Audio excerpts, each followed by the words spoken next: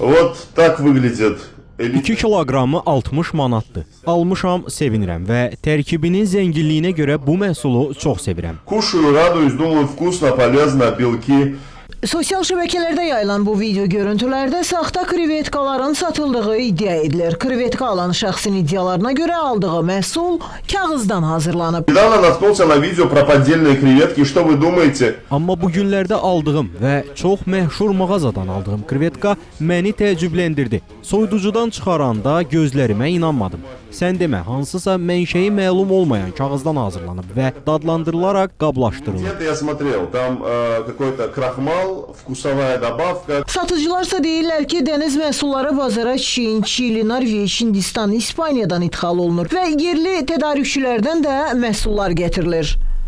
Hazırda açıq satışda olan krevetkaların kiloqramı bazarda 25 manatdan, Çindən qablaşdırılmış formada gətirilən eyni adlı məhsulsa 22 manatdan satılır. Təzəli əlimi vurdum, bu donmuş.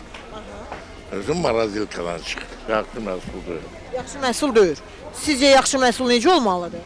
Sveç olmalıdır, təzə olmalıdır. Azad İstehlakçılar Birliyinin sədri Eyyub Hüseynovsa bildirir ki, bugün ölkəyə saxta krevetka məhsulu gətirilmir. Dünyada süni krevetka mövcuddur. Lakin məndə olan məlumata görə Azərbaycanda süni krevetka yoxdur. Hərgah olarsa, bu da qanun qadağan etmir. Müəyyən standartlara, texnik şərtlərə uyğun olaraq hazırlanır belə krevetkalar və üstündə mütləq etiketində yazılır ki, o süni krevetkadır.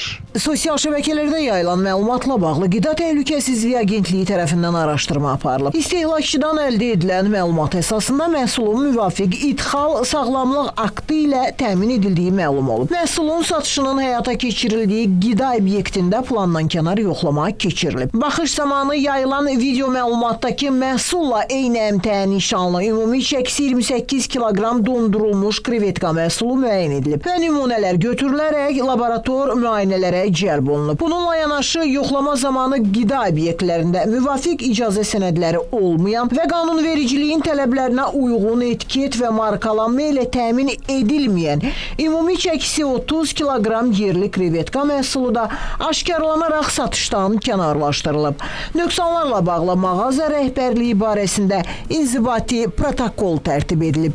Sevinç Vaqif qızı, Samir Qasımov, Xəzər xəbər.